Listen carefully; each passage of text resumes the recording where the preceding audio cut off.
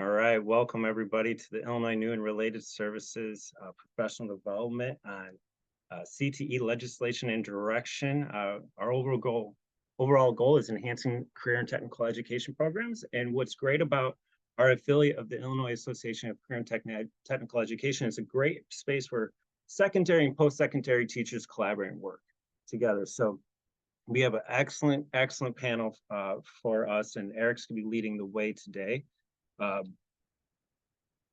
Let's go over here. So we're going to be presented by Eric. Could you introduce yourself for us?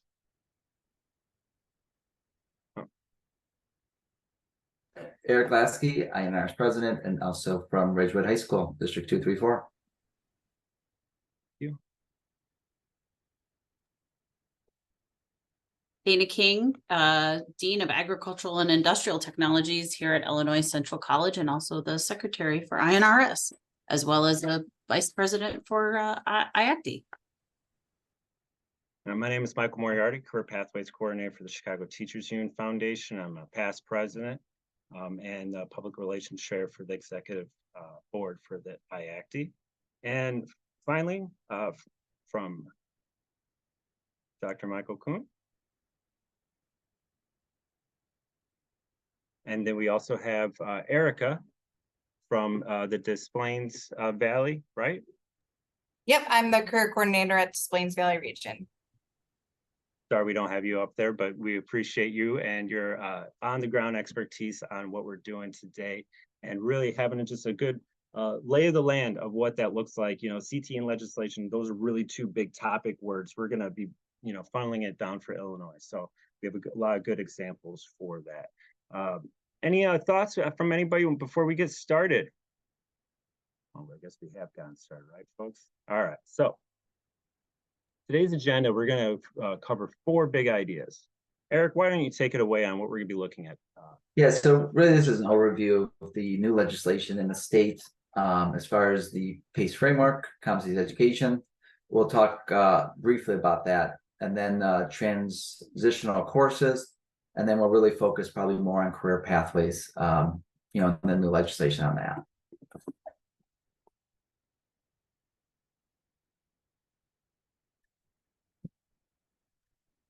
So I think most people probably have heard about the PACE PWR Act, which was signed in 2016.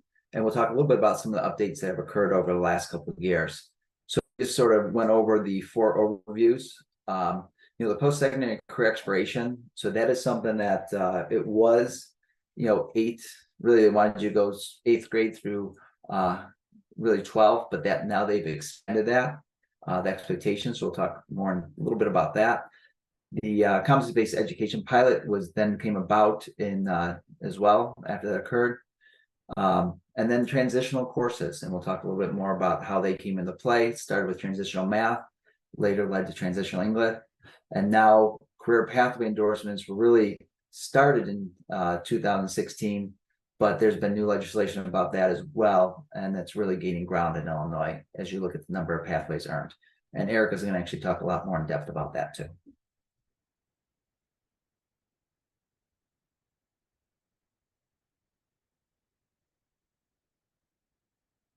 So when you look at the PACE framework, and really what I want to talk about is how is that related to our post-secondary with our college partners, and that's really where Dana could sort of expand on. It is now required, as of May 27th, 2022, it is now required that districts enrolling students in any of grades 6 through 12 must adopt and implement this career exploration plan. So this was really just a suggestion in the beginning, but now this is a requirement for all schools, and it's not just a requirement for high schools, it's also a requirement once again if you have 6th, 7th, or 8th graders. So something that schools need to know, that they are expected to create this. They do have another year to do it though, so it can be opted out, but if you want to opt out, once again you have to have school board action on that. So what is the PACE framework really focus on? There's really 3 different things. It's really focusing on the careers, helping students do career exploration, figure out what they want to do. It's also about the financial literacy. what is the cost of these post-secondary options? And it's not just, we're not just looking at college as post-secondary, but there's many different possibilities for them. But what is the financial obligation for that? It's also talking about, filling out the FAFSA. What is the, what other grants can you maybe apply for? And then the third thing you really want to include in that PACE framework is your dispositions. So those really things that you focus on, and how do they build on each other? So if you look at the end goal of what you want, how do you go back each grade and ensure by the time students graduate high school, or even before, that they at least have an idea of what they're going to do, what is it going to cost, and they have those skills built up over the years that they're going to need, not necessarily just knowing about the career, but what are some of those skills they need to be successful in any career, such as the communication, the collaboration, knowing, hey, we got to be on time to class, having a growth mindset. Like, yeah, you might not know this yet, but if you really want to do this, there is no limit to what you can do. So set your mind to what you want, and you're capable of doing it. So those are the things you really focus on as you're creating a PACE framework. On the next slide, we'll sort of get into some examples too of, what does a PACE framework look like?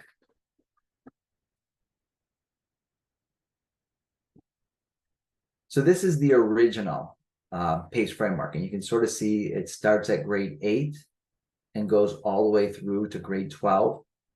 And it just talks about what are the steps that you're going to do and you're committed to doing. So this is one that PACE put out that any schools can use and they can adopt. I really recommend that you go through the process of your own school to create this, because then you get a little bit more buy-in. Our counselors love the process of doing this. They say it was one of their favorite PDs when ISAC came in and led it, and they really helped them see the connection of what students are doing as they prepare for high school.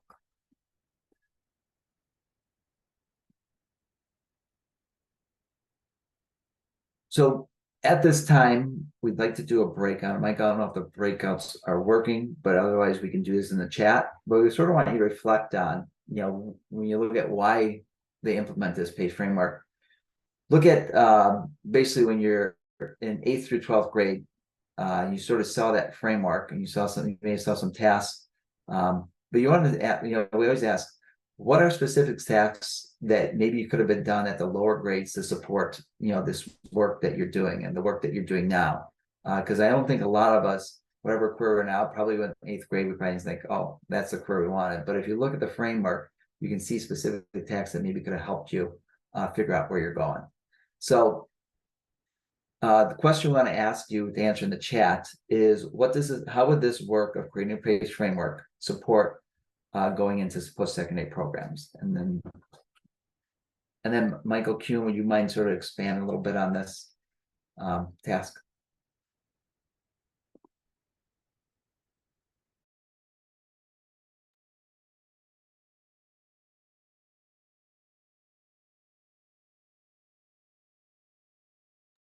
You're muted still. I'm sorry. It's changing effective this year. Instead of going through 8 through 12, it's going down to 6th grade now. I know Ridgewood High School has now have a PACE framework that goes K through 12. So this is getting students mainly to do more career exploration earlier than later, so they can start figuring out what they're interested in and what they're not interested in.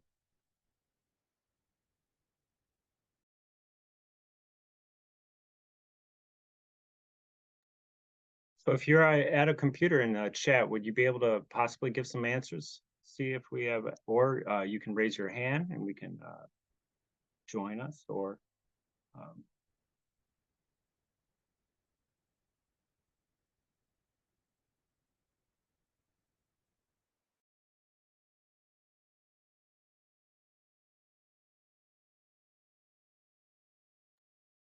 Do you want to go back to the other slide so people can see the framework?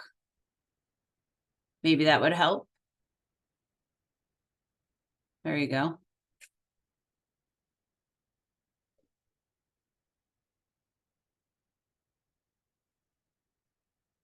I think I'm going to just pose a question out there because people aren't really talkative right now, but here's my question is, looks like the chat feature is disabled.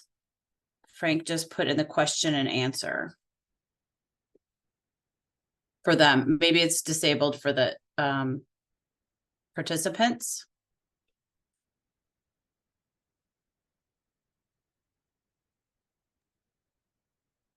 Must be. I don't know why it would be. Or Chat what. is disabled. Yep. Well, we'll use the Q&A function.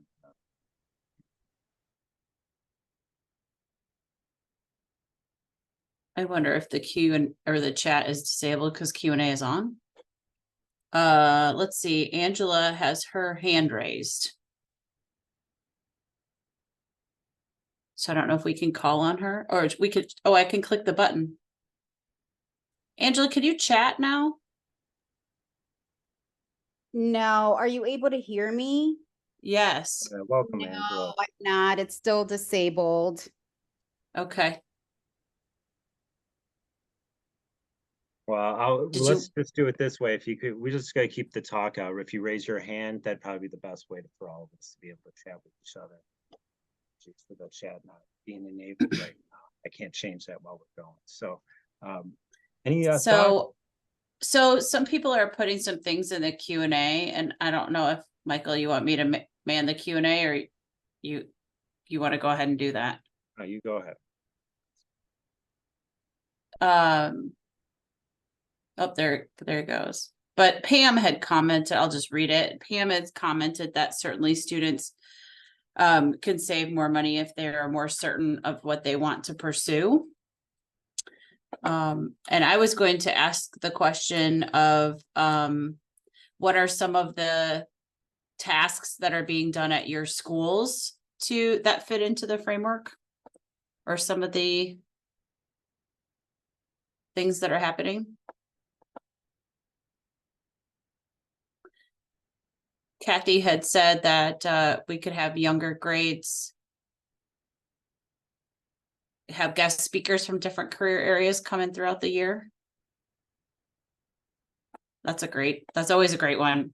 I even enjoy that at the post-secondary level, because even as students are entering as in college, a lot of times they don't know they might know a career area, but they might not know exactly what career. So I think that's good at any age.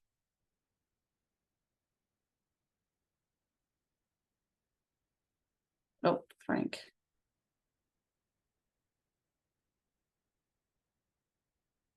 Frank has his hand raised, but I don't know how to call on him, Michael. Can you hear me now? There we go. Hello? Yep. We can hear you. Awesome. Sorry, I'm learning this new Zoom feature. Yeah, I mean, I wasn't typing fast enough, so I figured I'd chime in. From my lens, definitely it's a combination of, exposure to multiple opportunities and a wide variety of opportunities early. And then I think a lot of like surveying of students early on, holding that data and then like using that data, whether it's their career interest or the careers they were exposed to, and a combination of that to help determine like what their schedule should be when they have the elective choices, like going back to those survey results and seeing, you're interested in this, yet you signed up for this. Is that a match, a mismatch? And working that way to help students, get started in that process so they get towards obviously some post-secondary options, right, as early as possible.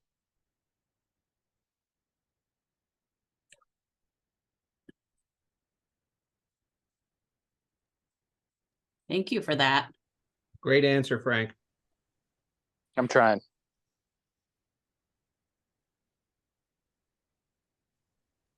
We have another question. We have students research statistics, requirements, salaries for their interest areas. Then they do work figuring out what their desired lives will cost. Will the expected salary support their lives? That's good. Good relevance in learning. Absolutely. I actually had a friend who did that. His daughter wanted to be, I think it was a marine biologist. And so he's like, all right, go do the homework and find out how much they make. And she was surprised at, wasn't quite the lifestyle I think it was gonna require. She required.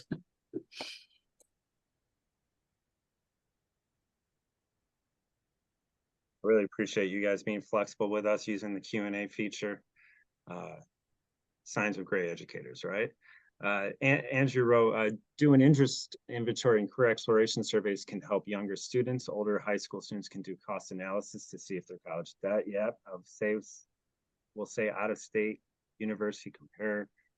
They may incur maybe worth it depending on the major they intend to pursue based on the salary they would make in a related career, which piggybacks off of that idea we just had before. And Angela's sharing an area that we are exploring is team-based challenges with middle schools. Guest speaking opportunities, job site visits are a great way to get students excited early on career opportunities. And that's a great, I actually have a high school, or a couple of high schools rather, talking with us at the community college level about bringing their students here to do team-based challenges. So I'll probably talk a little bit about that in our second session of the series, but I think just getting them exposed to anything related to either careers or post-secondary options is great at any age.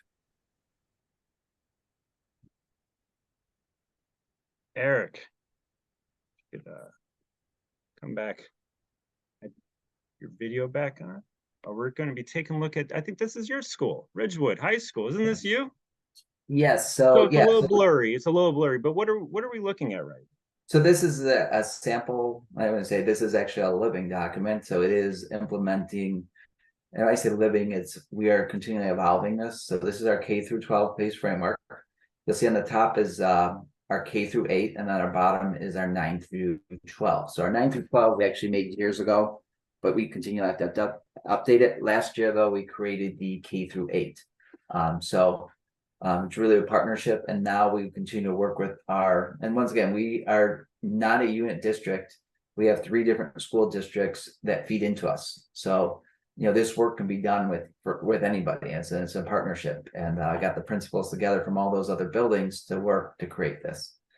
If you go on to the next slide, you can sort of see a little bit more about how it looks, the end of each grade, what we want. So one of the things I'd like to highlight is, once again, we're not there yet. And that's what a PACE is. The PACE framework is, where do you want to be and what is the work that you're getting towards? So our goal is in 8th grade for students to pick a career pathway that they'd like to earn an endorsement in. It doesn't mean that they will continue on that, but they will be able to do that. And if you look how it works backwards, if we want them to be able to do that in 8th grade, well, the work actually starts in kindergarten as we start looking and start learning. Some of these things, when we worked on creating this, they already had in place, but they really want to sort of solidify it, like we are committed to doing these things to ensure our kids are ready and really career ready by the time they graduate high school, and they recognize that they need to help us out with this work. So if you go on to the next slide. So one of the parts of this presentation is we want to talk about what is the connection to the work we're doing in the high schools and the work we're doing with the community colleges and any of our state institutions. So one of the things we do is we bring all of our freshmen to Triton Community College. Triton Community College has this visits, and they say, all right, bring kids over. Some schools bring their seniors, some schools bring their juniors. We choose to bring our freshmen because we want our students to start earning the dual credits, start entering programs right away, their sophomore, junior, and senior year. We don't want them to wait till they get out of high school to then go on to the post-secondary programs. We want them to be able to do them simultaneously with them. If we select, this really helps. If we ask our students to select one career pathway endorsement they'd like to earn, well, we need to have a partnership with some sort of post-secondary institution. So whether that be community college or university. So we really count on the college partnership with that, because there are some dual credits that are required, and we'll get into that.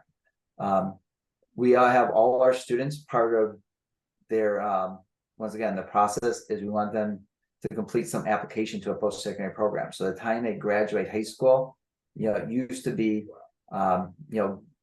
we want you to get an application to a college, whether it be community college or university. Now we're really focused on application, could be any post-secondary program. It could be a union, could be a manufacturing association, but really focus on any different area. And most of it does involve at least taking some college courses.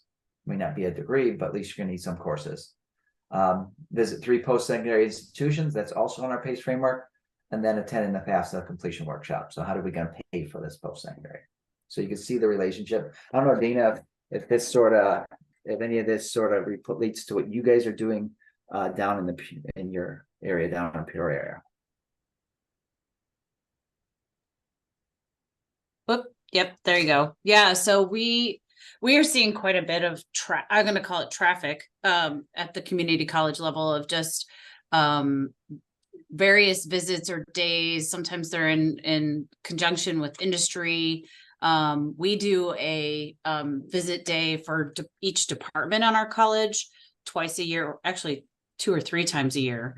But I think because of some of the work that the high schools are doing, we're just seeing more people. Plus people are, I mean, post-COVID, people are like, hey, you want a field trip? Let's go. So I think that's really going to change. And I think it really opens students' eyes up. I mean, the beauty of the community college is that most of, at least in CTE, most of my, all of my faculty are practitioners first. So they've worked in the field and know about the careers. So it really does help when they speak directly to students.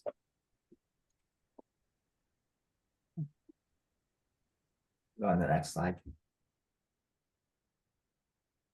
So when you look at the, you know, one of the parts of the PWR Act is also the education, competency-based education pilot.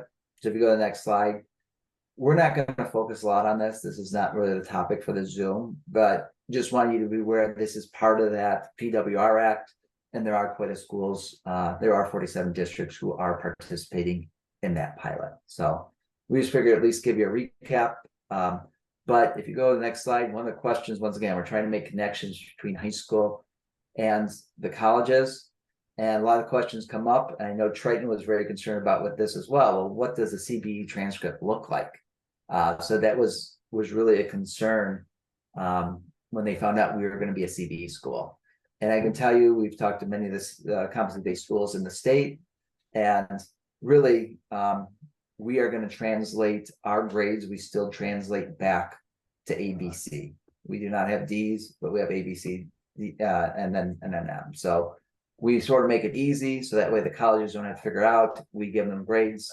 That makes things easier. And if you wonder, like, how does that relate to competency? If you go on to the next slide.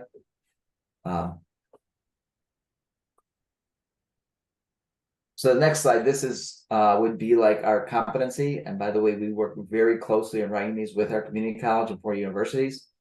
And we have sort of a grading scale. You can sort of see based on the competencies, we do assign a grade to our students, but yet they still have that feedback. Nice thing about these competencies too, this is writing arguments, which, you know, this will be used for students and freshmen through senior year. And we expect them to progress to these competencies to where they're college or career ready. And working very closely with the colleges, we are able to go through and look at what is a transitional English course expectations. It's sort of aligned that with level 5, and then what would actually be like a 101 class, what would they be expected to do? And we align that with our level 6. So really it's working on preparing our students for both careers and colleges and then converting it back. So you can go on to the next one.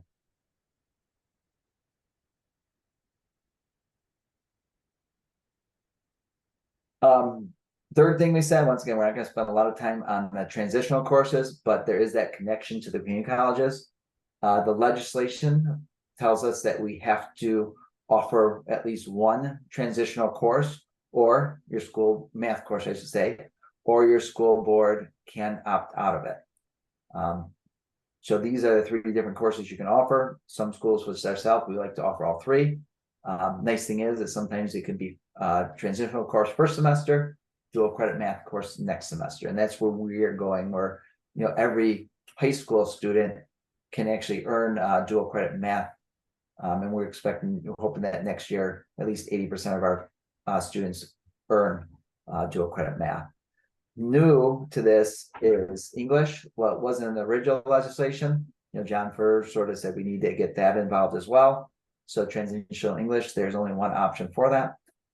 But those are now involved. So I didn't know, you know, Dana, I don't know if you are involved with the transitional much at your school, But one of the things to earn a college and career pathway endorsement is they must show that they are demonstrate proficiency in either in math and ELA. And one way of doing that, one of the marks you can do is by completing a transitional course. So We in my arena, we don't really do much with transitional courses at all, so. you go on to the next step then.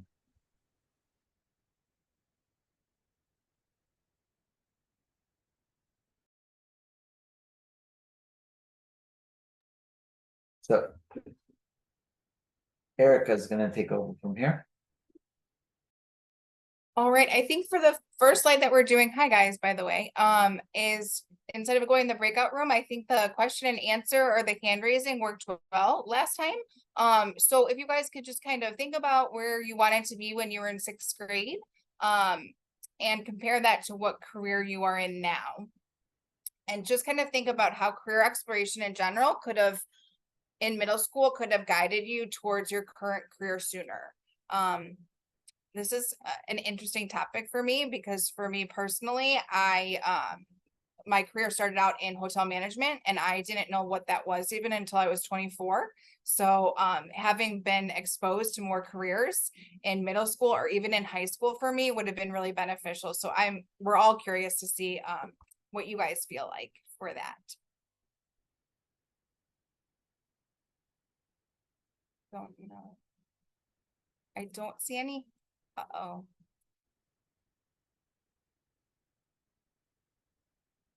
I don't see anyone answering in the comments. Is there anyone on the panel who wants to share something? I will share something. So all my life, I wanted to be a teacher, like a grade school teacher. I'm not joking about this. So I wanted to be a grade school teacher up until the time my brother, and we're 12 years apart, but there's no kids in between. Okay, so 12 years apart, no kids in between. When my brother was 4 years old and I was 16, and he was a pistol, and I thought, I can't do this. So I switched to journalism, and then I switched to graphic communication or graphic arts. And guess where I've ended up?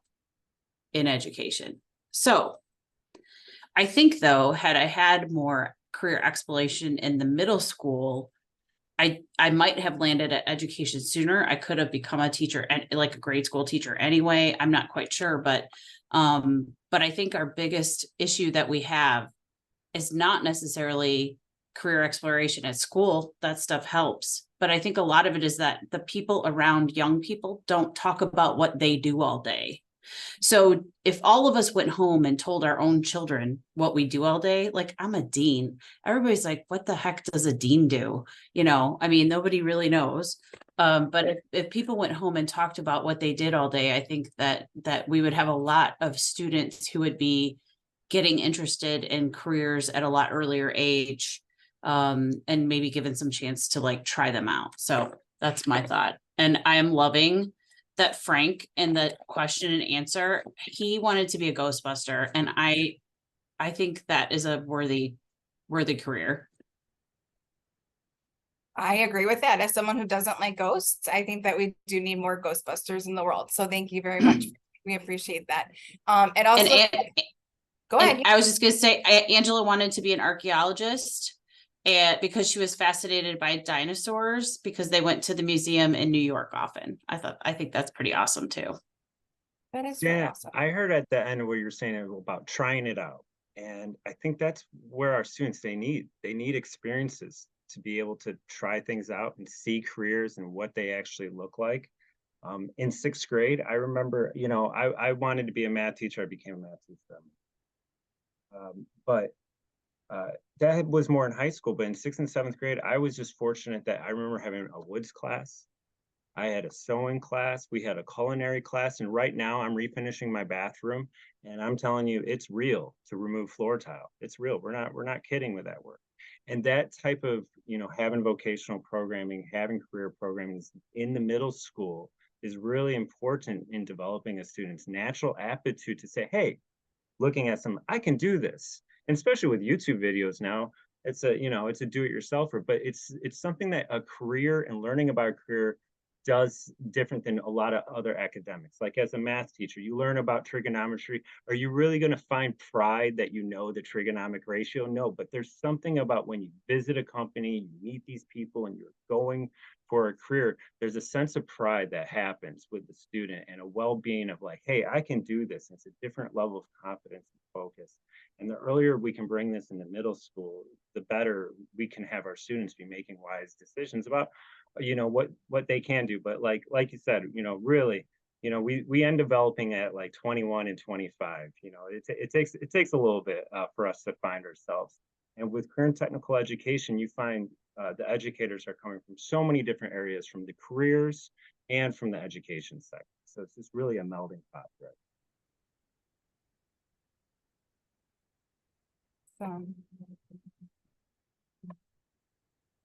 It looks like we have some more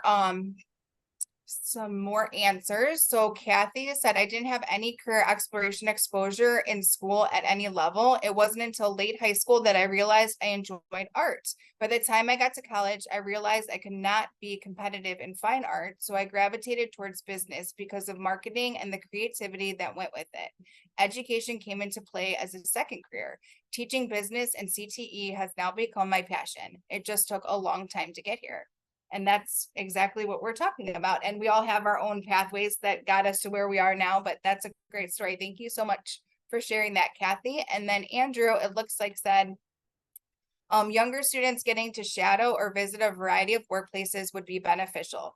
Growing up, it seemed like the choices were doctor, lawyer, or maybe engineer. Current students don't know options other than maybe what they see their parents doing.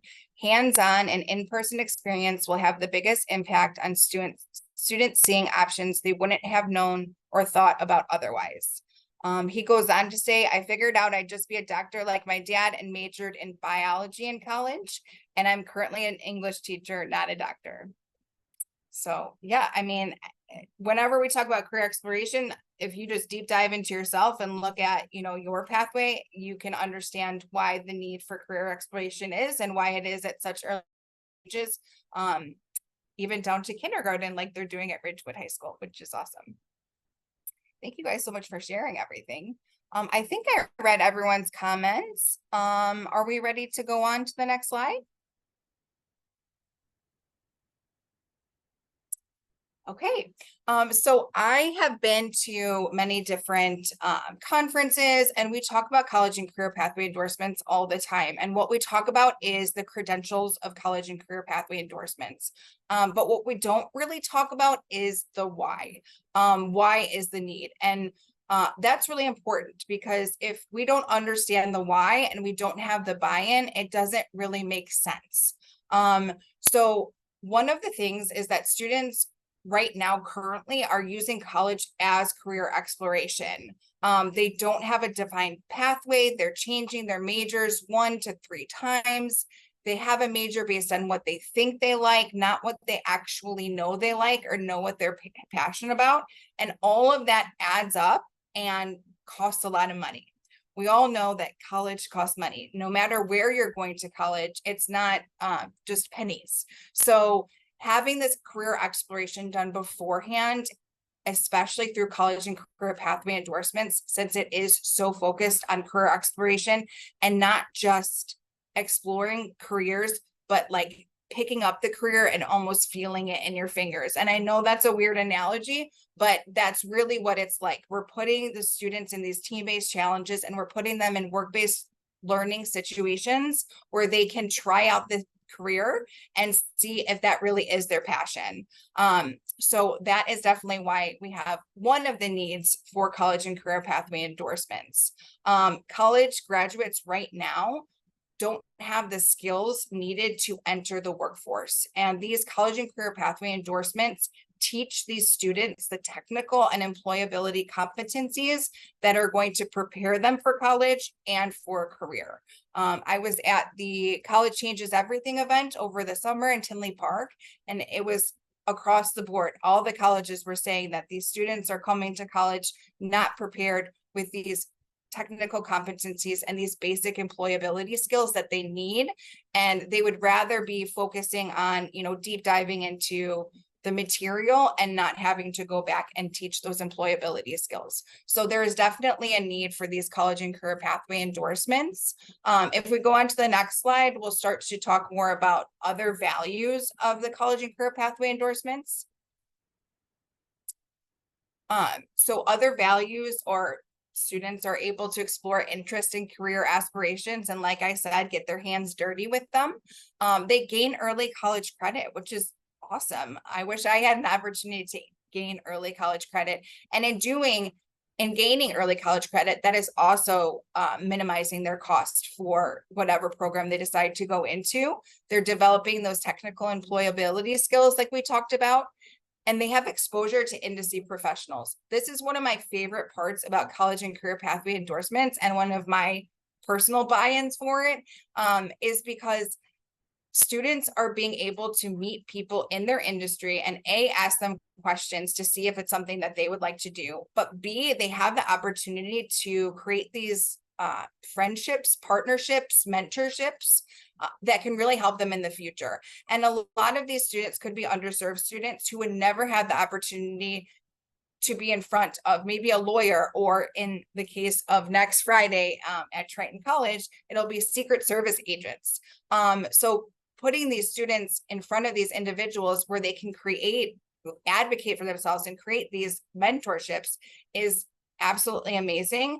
My first job I got because I went to a panel where industry professionals were talking, and then I got a business card, I gave a thank you note, and just little things like that really put you above your competition. So this is one of my favorite buy-ins. Additionally, college and career pathway endorsements can help people earn scholarships. So when applying for college is expensive. Apply for as many scholarships as you can. And now people are being offered scholarships specifically because they have this endorsement, which is just excellent. For certain things, for example, the education pathway, with the Golden Apple, students who receive the education endorsement become finalists for the scholarship of the Golden Apple. So it really helps give students a leg up, and it's just a really good program. And then, like I mentioned before, the hands-on work-based learning, that's just an excellent thing for students. We all know how important work-based learning is, and when students realize that they're passionate about things, when they bring that back to the classroom. So there's a lot of value behind the college and career pathway endorsements. We can move on to the next slide.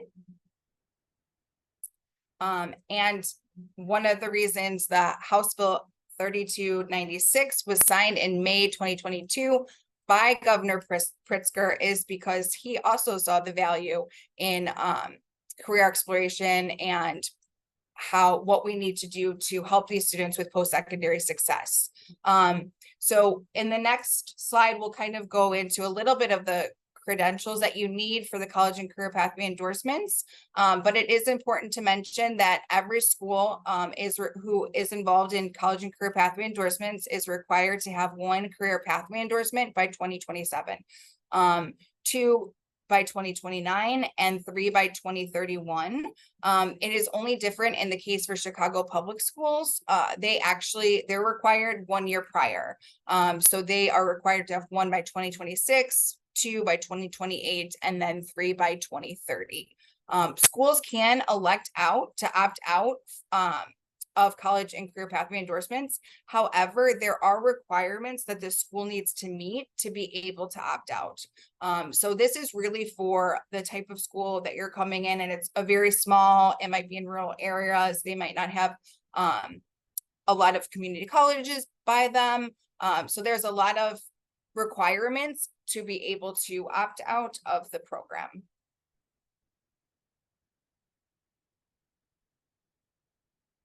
And then finally, like I said before, we're going to kind of go over the actual requirements, which is 2 career explorations, 6 hours of dual credit, 2 team-based challenges within your career pathway, and 60 hours of work-based learning. But we also wanted to kind of tie that back into the importance and the collaboration with the community colleges. So Eric and Dina and myself will kind of all be talking about this slide.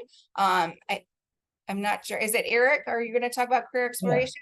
So when you look at career exploration, we always ask like, well, how can the community colleges and post-secondary institutions help us with that? I think the one thing is, for example, I know, Andrew mentioned being a doctor. Our students think, in the medical field, you can be a doctor or a nurse. But I imagine, don't just imagine, there are probably 100 of other jobs that are done in the medical field. Our students do not have any clue about until they actually, when we go on our field trip, we go over to Training College, they take a tour and they see all the different certifications, all the different programs that they can really get into that lead to many other different jobs. Some that pay a lot of money as well that need a lot less education. So I didn't know if there's any connection with that. Once again, if we go back to Dana, if there's a connection to how you guys maybe have done career exploration to help, your students see, or high school students see the many different possibilities in jobs. Well, and I think one of the biggest challenges that we have now, especially at the post-secondary level, is that we're preparing students for jobs that don't even exist yet. So back to somebody's comment that was in the question Q&A, it might have been Andrew who was talking about when we were growing up, it was like doctor, lawyer, teacher, and that was, those were kind of the things that you had chosen. I mean, we're now talking about I don't think any kindergartner is going, I want to be an industrial maintenance technician. They don't know what that is. They have no idea. And so I think some of the things that we can help with just from that exploration point is just getting them to come here and even just see the labs and kind of see the equipment. And I think that sometimes gets people's or students' brains kind of rolling into what are all the possibilities out there. And even if I don't understand it all, like I really like that piece of equipment, that was really cool. How do I get to be that person, that does that? As we look at dual credit, then we see sort of, I think everybody knows there has to be that immediate connection with mostly time in the community college, sometimes or universities, but once again, we cannot get the dual credit without that partnership with the community college. So as more and more high schools are going to community colleges and trying to get these agreements, we just want to make sure community college sees why schools need to get that dual credit. So the team-based challenge, and then I know Dana has a story about this. But once again, how can the high schools and colleges partner in this work? This past year, you can see Triton College and Ridgewood had a education pathway team-based challenge, and they're planning on creating one this year. So by having it, once again, as a high school, it's hard for us during the day to have these big events. We don't have the space. We don't have the parking spaces for that. But by partnering up with Triton, it allows us to, once again, bring more people to their campus, have a space to work. And we had schools participate in this that actually fed into many different community colleges. We had schools as far up north as Grant and Lake County, some, once again, in Southern Cook, but we had a variety of schools come in from different areas, and it really helped out. So I know, Dana, I think you had something about this as well. Yeah, we haven't actually held it yet, but it was actually with the EFE director who approached me and wants to get a team-based challenge rolling here at the college at the end of the school year in several different areas.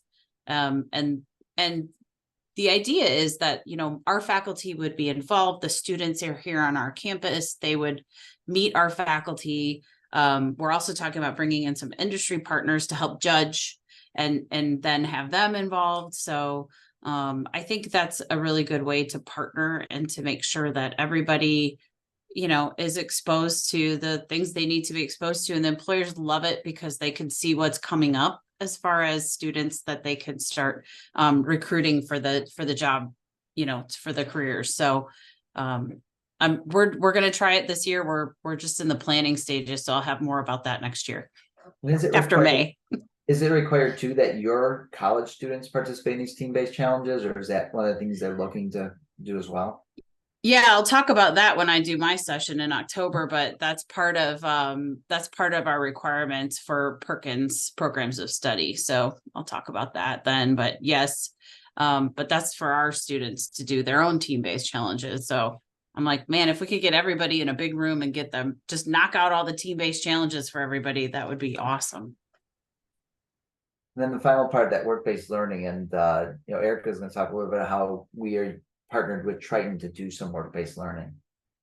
Yeah, so Triton Community College, they actually host a cohort program. And part of that cohort is Fridays is open for the criminal justice students. So this first fall semester on Fridays, we are preparing them for work-based learning for Fridays in spring. So that actually ties into every single category.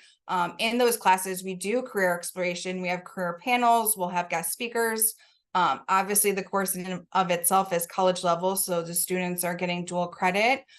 We will be doing 2 team-based challenges. Our first one is actually next Friday, where students will be solving cold cases with Secret Service agents that actually Michael Kuhn was so nice to connect us with. And then for the work-based learning piece, if they can all take all these things that they're learning this fall semester, where we're doing resumes, LinkedIn profiles, they're getting headshots, they're writing professional emails, and then we're writing the emails back, showing them how an actual professional email should sound. So we're doing all of that kind of stuff to prepare them so that they are ready to go out and do that one-on-one work-based learning in the springtime. So right now we're piloting the criminal justice program. It has worked in the past with Ridgewood students and Leiden doing certified nursing assistant programs and doing their clinicals with work-based learning through Triton. So we're just happy that this is an opportunity for the students, and we're already talking about what we can do next year and how we can add more students to those Friday classes. Thanks. So the purpose, once again, this presentation is to have a brief overview of the work that's really being done in the state with the new legislation. There's going to be some other opportunities to dive much deeper. The state offers many opportunities to dive deeper into these categories, but we just feel like all schools and anyone in leadership roles at schools should have an idea just of what's going on about the legislation and why we're sort of doing the work, and the benefit for our students is really the most important thing. So.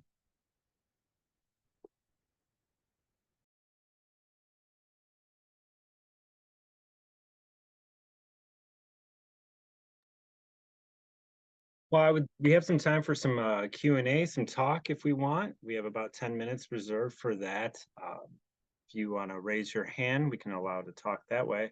But yeah, for the chat, apologies, not aware of colleagues changing settings. Mid-session, you find these out. So I wish I could post that link in the chat window, but I can't since the chat is disabled. But if you are on a phone, you can take a picture of the QR code. But if you are an attendee right now, you're going to receive an email from Illinois New and Related Services tomorrow with this form for you to complete to be able to get that credit. We really appreciate your attendance tonight, and just hope that this overview was helpful in understanding, because, you know, we're all in our little different corners, and what happens in the States and, you know, above I-80, south of I-80, however that works, looks different. Is there anybody from the attendees that have a raise their hand? I think we have one. Kathy, I'm gonna allow you to talk. Can you hear me? Yeah, Kathy, thanks for raising your hand. How are you doing? Yeah, good. How are you? Good. Just one quick question.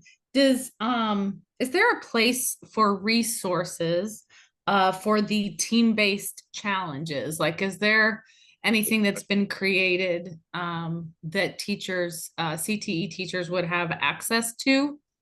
Erica, did you want to answer that?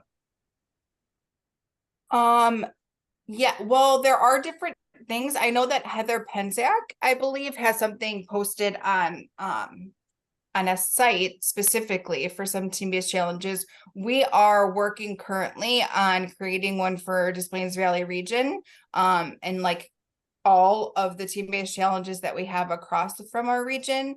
I know that an amazing resource for you for team-based challenges is always going to be Dr. Eric Lasky. Ridgewood was the first school that did college and career pathway endorsements. They piloted it. And I have seen his students do some great team-based challenges, whether regionally or at the school. They also invite, over the summer, they invited students to come and do an AI team-based challenge. So they're very open to collaborating with that too. So if you ever, have somebody who you really want to bounce something off, I would definitely say that Dr. Eric Lasky is your guy. But that is something that we're kind of thinking of too. And then hopefully at one of our college and career pathway user group meetings that they have, once, I think the third Friday of every month, we can ask Heather Lucan to see if the state can provide that, but that is something that we are specifically working on regionally. And I know that we have a very collaborative region, and they wouldn't mind sharing out their team-based challenges that they've already created if there's a need. Great, thank you very much.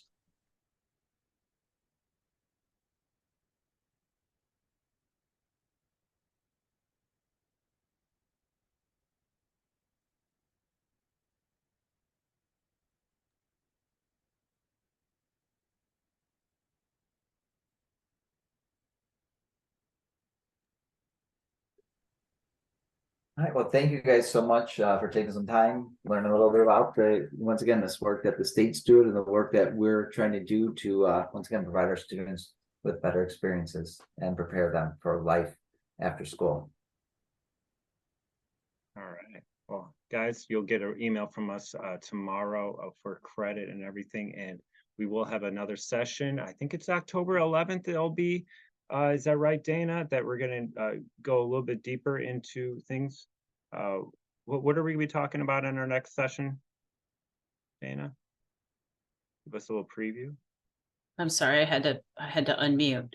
So the next section, I'm sorry, in the next session, I'll be talking about some of the things that post-secondary community colleges are required to do in CTE world, and then how those intersect on our end with secondary. So kind of maybe we don't have a lot of legislation at our level, but some of the things that we're required, say, to be for Perkins or for community college board rules or things like that, and then how that intersects. So I'm guessing that a lot of my discussion is going to circle around Perkins, and dual credit will probably be a couple of the things, because I know that there's a lot of high schools that really want to hear more about what the process is and what we're required to do. So so kind of a little bit what we did today, but only the flip side of that. So All right, cool.